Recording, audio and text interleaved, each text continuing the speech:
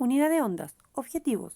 Clasificar las ondas según su naturaleza, medio de propagación y vibración de sus partículas, entre otros criterios. Y conocer los elementos de una onda. Pulso y tren de pulso. Un pulso será una única perturbación y una serie continua de esos pulsos se va a considerar una onda. ¿Qué es una onda? Se define onda como una perturbación que viaja a través de un medio. Al viajar, las ondas hacen vibrar las partículas del medio por el cual se desplaza, transportando energía y no materia. Podemos ver en el diagrama de acá cómo las partículas del medio vibran sin tener un movimiento de masa, sino más bien un movimiento de vibración.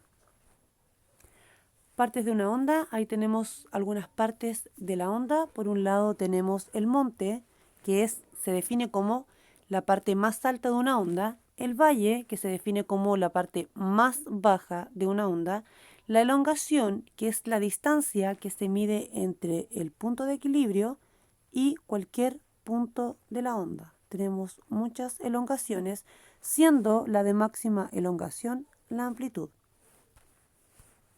Aspectos espaciales de una onda. Tenemos dos. Por un lado tenemos la amplitud, como dijimos, máxima elongación de la onda, y la longitud de onda, que es la distancia que ocupa una oscilación completa.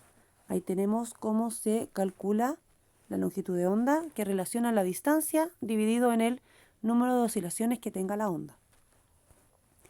Ahí tenemos un gráfico donde sale tanto la longitud de onda como la amplitud. Ahí tenemos la amplitud, ¿cierto?, que es la elongación máxima, y la longitud de onda, que se define como la distancia que ocupa una oscilación completa, en este caso medida de monte a monte.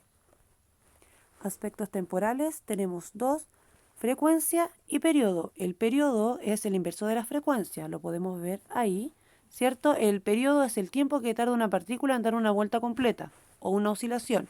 Se mide en segundos. En cambio, la frecuencia es la inversa, es la cantidad de vueltas que se dan por un determinado tiempo y se mide en hertz. Clasificación de las ondas. Tenemos 5 criterios de clasificación. Nuestro primer criterio será según su naturaleza. Las ondas se pueden clasificar en ondas mecánicas o ondas electromagnéticas. Son ondas mecánicas cuando la propagación es solo en medios materiales, y electromagnética cuando se propagan en medios materiales también, pero también lo hacen en el vacío. Segundo criterio de clasificación, según la dirección de vibración de las partículas, pueden ser longitudinales o transversales. Las longitudinales son aquellas que la vibración de las partículas son en la misma dirección de propagación de la onda. Y las transversales es cuando son perpendiculares. Ahí tenemos la dirección de propagación de la onda, pero las partículas vibran perpendicularmente a esta. Tercer criterio, según la extensión del medio, pueden ser ondas viajeras y ondas estacionarias.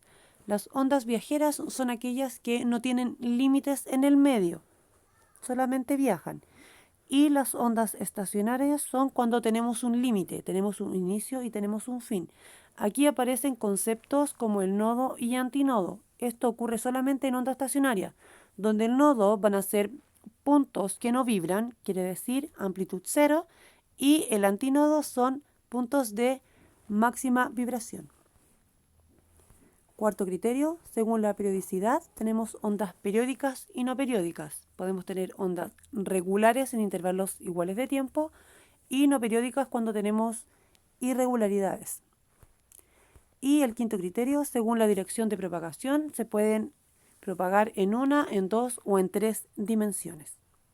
En síntesis, entonces, las ondas se clasifican en 5 criterios, según su medio, mecánica electromagnéticas. Según la vibración de sus partículas, pueden ser longitudinales o transversales. Según la extensión del medio, pueden ser estacionarias o viajeras.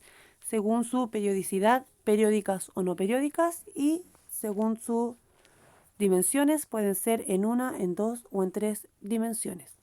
En la parte de abajo, ¿cierto?, tenemos algunas de las partes de la onda, de lo que vimos: cresta o monte, que también recibe ese nombre, el valle, la longitud de onda, amplitud de onda y periodo. Vamos a ver un ejercicio resuelto y con esto damos por finalizada la clase de hoy. Tenemos ahí una onda que se desplaza demorando 10 segundos de ir de A a B. Ahí tenemos, entonces nos preguntan por la amplitud. Recuerden que la amplitud es la máxima elongación medida desde su punto de equilibrio. Ahí está. Tenemos la máxima elongación, ¿cierto? Que en este caso sería de 5 metros. El número de oscilaciones, que en este caso sería 3, ¿cierto? Que lo podemos ver acá. 1, 2 y 3. Longitud de onda, sabemos que se calcula como la distancia dividido el número de oscilaciones. Tenemos la distancia que aparece ahí en el gráfico, que es de 90 metros, y lo dividimos en las 3 oscilaciones, dándonos una longitud de onda de 30 metros. Con respecto a la frecuencia, tenemos la expresión ahí, número de oscilaciones dividido en el tiempo. Son 3 oscilaciones en un tiempo de 10 segundos, lo dice el enunciado, dando una frecuencia de 0,3 Hz.